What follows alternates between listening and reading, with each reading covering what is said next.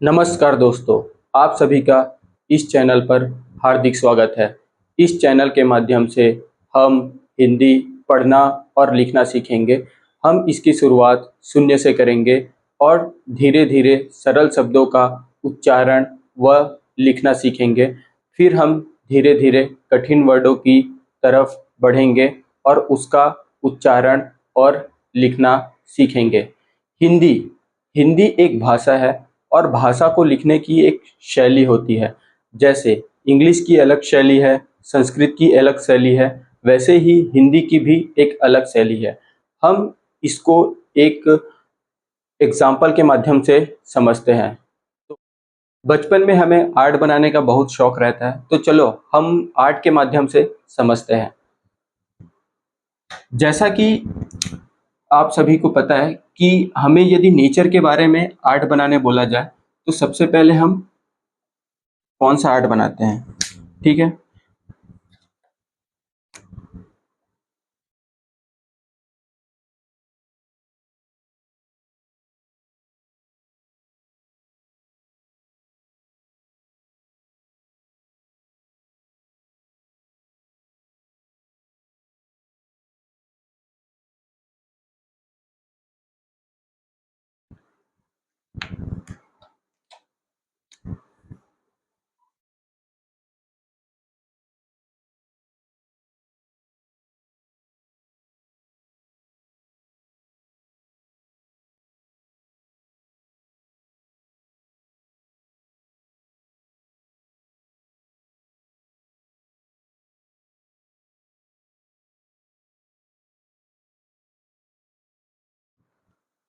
तो इस पे हम देख सकते हैं कि ये जो सिंबल है, ये किसका सिंबल है?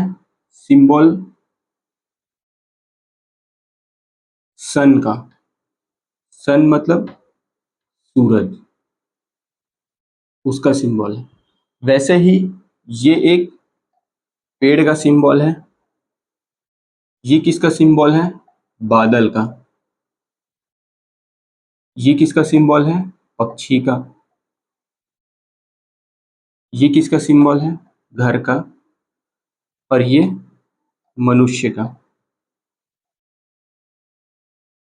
ठीक है। तो हम इस आर्ट में ये देख रहे हैं कि हर एक चीज का सिंबल है। जैसे ये पेड़ है, ये मनुष्य है, ये घर का सिंबल है, ये सूरज का सिंबल है, ये बादल का है, ये पक्षी का है। वैसे ही भाषा को लिखने के लिए एक अलग सिंबल का यूज किया जाता है, अलग शैली की यूज किया जाता है। तो हम अभी देखते हैं कि भाषा को किस शैली में लिखा जाता है और उसका उत्पत्ति कैसे हुई। जैसा कि मैंने कहा कि भाषा को लिखने की एक शैली होती है, तो उस शैली को हम कहते क्या है? उसे हम लिपि कहते हैं।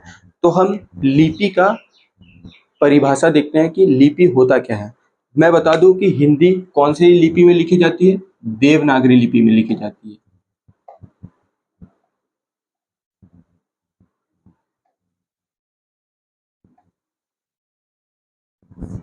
ठीक है, अब हम देखते हैं कि लिपि का परिभाषा क्या होता है, इसका डेफिनेशन।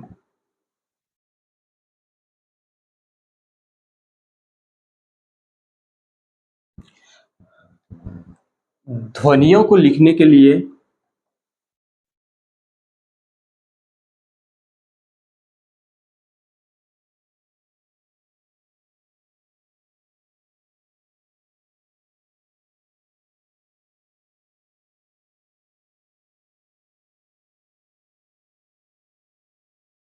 जिन चिन्हों का प्रयोग किया जाता है,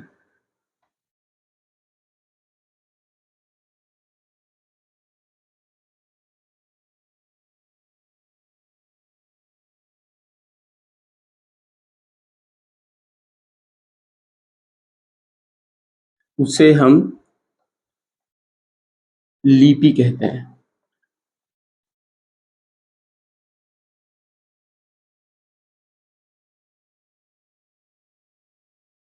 जैसे जैसे मैं क का उच्चारण कर रहा हूं, तो का उच्चारण को हम सिंबल के फॉर्म में कैसे लिखते हैं?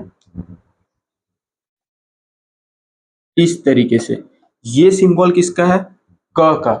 वैसे ही यदि मैं श बोलता हूं तो श जो उच्चारण जो हम कर रहे हैं उसका सिंबल कैसे होता है, ये किसका सिंबल है, श का।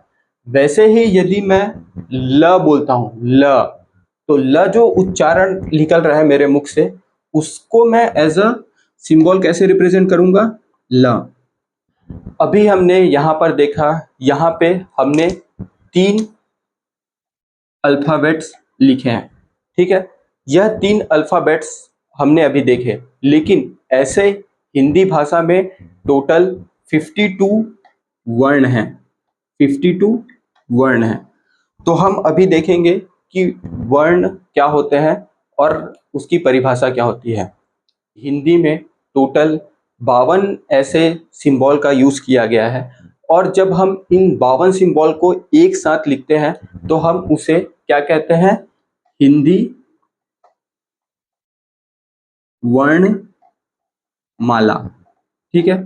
तो हिंदी वर्णमाला में टोटल कितने वर्ण होंगे, 52, ठीक है। अब हम यह देखते हैं कि इसका डिवीजन कैसे किया है। तो सबसे पहले हम देखते हैं कि वर्ण क्या होता है, हिंदी वर्णमाला।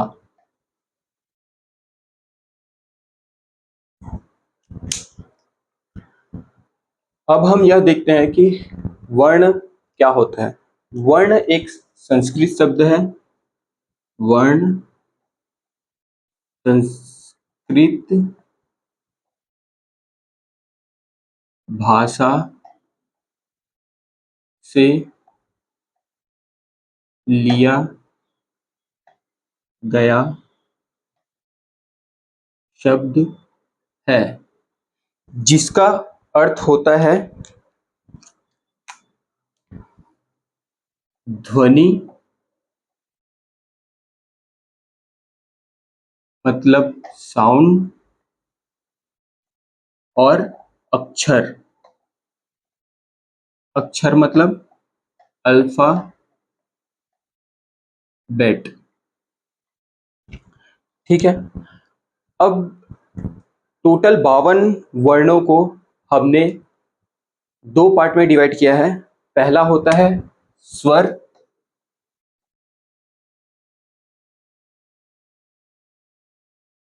दूसरा होता है व्यंजन। स्वर को हम वॉवेल भी बोलते हैं और इसको कॉन्सोनेंट।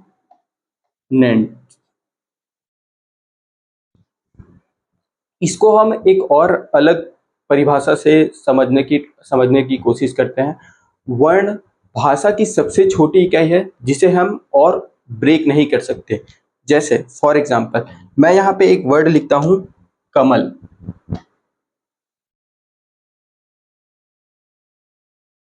ये क्या है, एक शब्द है, ठीक है।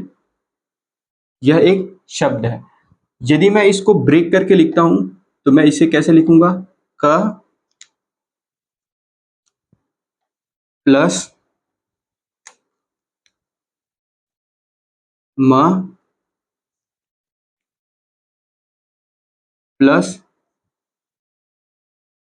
ला। तो जैसा कि आप सभी देख सकते हैं, ये इसे मैं और ब्रेक नहीं कर सकता। तो ये क्या है, एक वर्ण है, ये एक वर्ण है और ये एक वर्ण है। यहाँ पे हमने 3 वर्णों का उपयोग किया गया है और उससे मैंने एक शब्द का फॉर्मेशन किया हुआ है, ठीक है। तो यह तीनों वर्ण किस कैटेगरी में आते हैं, वह व्यंजन के कैटेगरी में आते हैं। वैसे ही यदि मैं एक नया वर्ड लिखता हूं, गमला, यदि मैं इसको ब्रेक करके लिखता हूं तो कैसे लिखूंगा, ग प्लस म प्लस ल प्लस आ की मात्रा, ठीक है। तो यहाँ पे आप देख सकते हो, यहाँ पे टोटल कितने वर्ण हैं, 1 2 3 4, टोटल 4 वर्ण हैं, ठीक है। जिसमें तीन क्या है? व्यंजन है और एक स्वर है। ठीक है, तो जैसा कि आपने देखा कि हम वर्डों का फॉर्मेशन कैसे करते हैं, स्वर और व्यंजन की सहायता से हम वर्ड बनाते हैं और उसका एक मीनिंग होता है। तो सबसे पहले हम देखते हैं स्वर क्या होता है। अब हम देखते हैं स्वर की परिभाषा।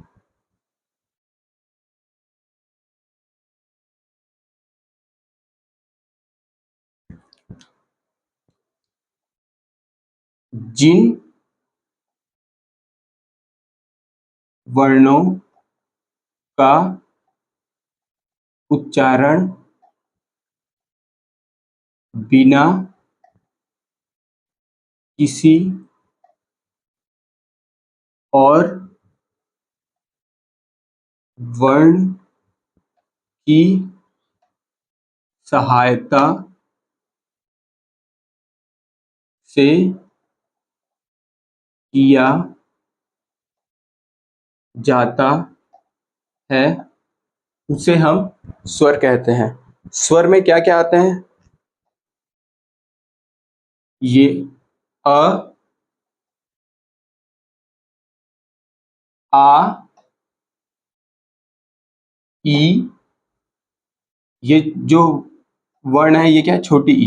फिर आता है बड़ी ई, फिर ऊ, ये क्या है? छोटे ऊ, ये बड़े ऊ।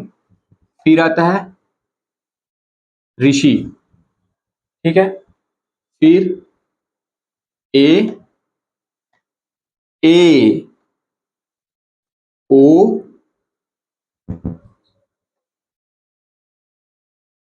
औ, अम, आहा। तो ये सारे क्या है? स्वर्ण वर्ण है। ठीक है, हम एक बार फिर से उच्चारण करते हैं। अ, आ, ई, ई, उ, ऊ, ऋषि, ए, ए, ओ, औ, अम, आहा। अब हम देखते हैं व्यंजन क्या होता है। ठीक है,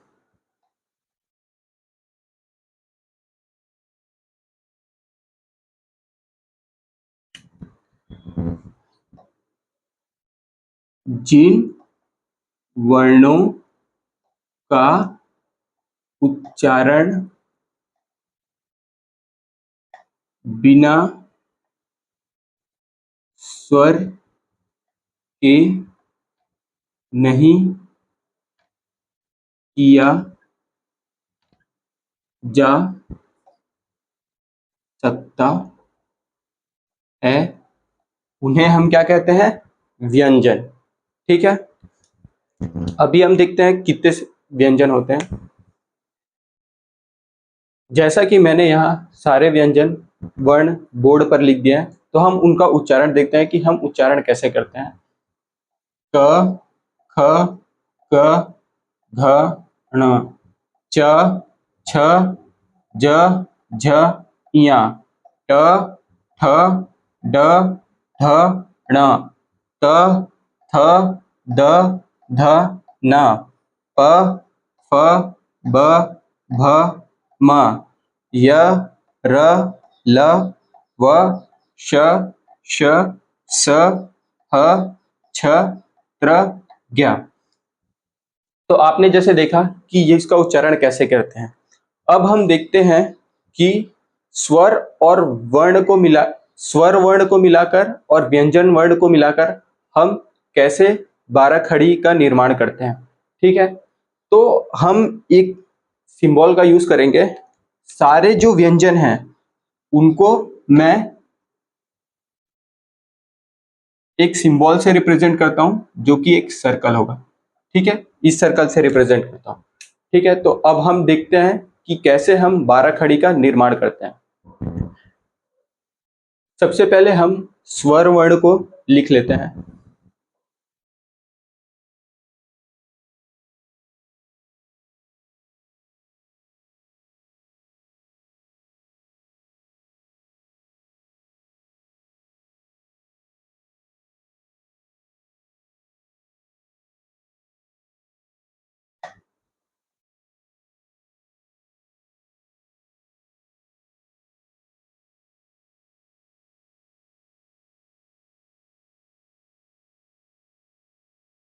ठीक है, ये सारे क्या है, स्वर वर्ण है।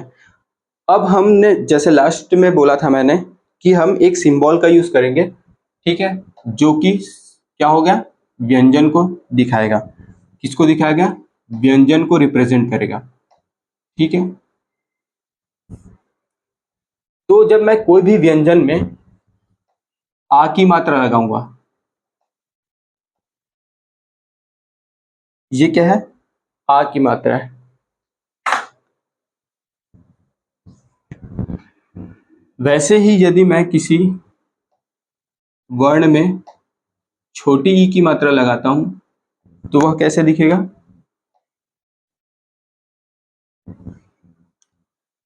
यदि मैं किसी व्यंजन में बड़ी ई की मात्रा लगाता हूं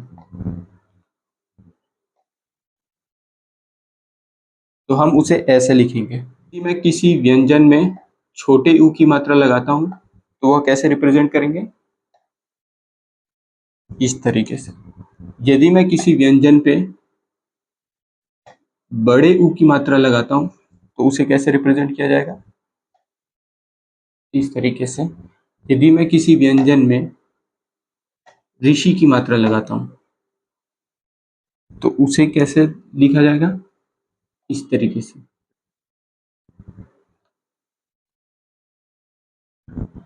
ऋषि की मात्रा।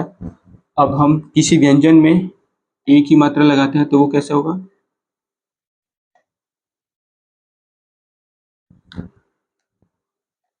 ए की मात्रा। यदि मैं किसी व्यंजन में ए की मात्रा लगाता हूं तो वो कैसा आएगा, यदि मैं किसी व्यंजन में ओ की मात्रा लगाता हूं तो वो ऐसा दिखेगा। यदि मैं किसी व्यंजन में औ की मात्रा लगाता हूं तो वो कैसे होगा, औ। यदि मैं किसी व्यंजन में अम की मात्रा लगाता हूं तो इस तरीके से। यदि किसी व्यंजन में मैं अहम की मात्रा लगाता हूं तो वो कैसे होगा, ठीक है। तो हम देखते हैं ये किसकी मात्रा है, आ की मात्रा, ये छोटे ई की मात्रा, ये बड़े ई की मात्रा, ये छोटे ऊ की मात्रा, ये बड़े ऊ की मात्रा, ये ऋषि की मात्रा जिसे हम बोलते हैं री। ये ए की मात्रा, ये ए की मात्रा, ये ओ की मात्रा, ये औ की मात्रा, ये अम की मात्रा और ये अहम। ठीक है, तो हम अभी जो देखे उसे हम एक व्यंजन में लिख कर देखते हैं कि उसका उच्चारण कैसे करते हैं। तो अभी आपने देखा कि ये कोई एक यह किसको रिप्रेजेंट कर रहा है, एक व्यंजन को रिप्रेजेंट कर रहा है। तो अब हम देखते हैं क में हम इसका उपयोग कैसे करते हैं। ठीक है, तो यहाँ पे यदि ये जो मैं सर्कल बोला उसको मैं किससे रिप्लेस करता हूं, यदि मैं क से रिप्लेस करता हूं।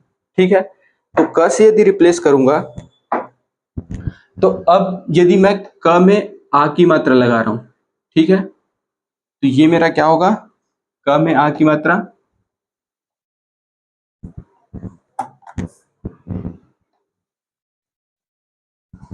ठीक है, यदि मैं क में छोटे ई की मात्रा लगाता हूं तो उसे मैं कैसे लिखूंगा, यदि मैं क में बड़ी ई की मात्रा लगाता हूं तो वो ऐसा होगा। यदि मैं क में छोटे ऊ की मात्रा लगाता हूं तो ये ऐसा होगा। क में यदि मैं बड़े ऊ की मात्रा लगाता हूं उसको ऐसे लिखेंगे। क में यदि मैं ऋषि की मात्रा लगाता हूं तो उसे हम ऐसे लिखेंगे। क में यदि मैं ए की मात्रा लगाता हूं तो हम उसे ऐसे लिखेंगे। क में यदि मैं ए की मात्रा लगाता हूं तो ये होगा। क में यदि मैं लगाता हूं ओ की मात्रा तो ऐसा होगा। यदि मैं क में लगाता हूं औ की मात्रा तो ऐसा होगा। क में अम की मात्रा और क में अह की मात्रा। ठीक है, ठीक है। ये क्या है? क में आ की मात्रा का। ठीक है। क में छोटी ई की मात्रा की। क में बड़ी ई की मात्रा की। क में छोटी ऊ की मात्रा कु। क में बड़े ऊ की मात्रा कु। क में ऋषि की मात्रा क्री। क में ए की मात्रा के। क में ए की मात्रा कै। क में ओ की मात्रा को। क में औ की मात्रा कौ। क में अम की मात्रा कम। क में अह की मात्रा कहा। ठीक है। अब हम इनका उच्चारण देखेंगे कि हम कैसे इनका उच्चारण करते हैं। तो पहला क्या आएगा? क। ठीक है। क। क में आ की मात्रा का। क में छोटी की मात्रा की। क में बड़ी की मात्रा की। क में छोटे की मात्रा कु। क में बड़े की मात्रा कु। क में ऋषि की मात्रा क्री। क में ए की मात्रा के। क में ए की मात्रा कै। क में ओ की मात्रा को। क में औ की मात्रा कौ। क में अम की मात्रा कम। क में अह की मात्रा कहा। ठीक है। अब इसको एक साथ उच्चारण करते हैं। क, का, की, कु, कु, क्री, के, कै, को, कौ, कम, कहा। ठीक है। अब यही जो ये क्या है? हमारा व्यंजन था। और जब व्यंजन में हम स्वर का उपयोग करते हैं और उसे हम इस तरह से लिखते हैं तो हम उसे क्या कहते हैं? 12 खड़ी। ठीक है। तो अब हम नेक्स्ट क्लास में देखेंगे कि हम 12 खड़ी और व्यंजन में कैसे लिखते हैं। तो आज के लिए बस इतना ही। धन्यवाद।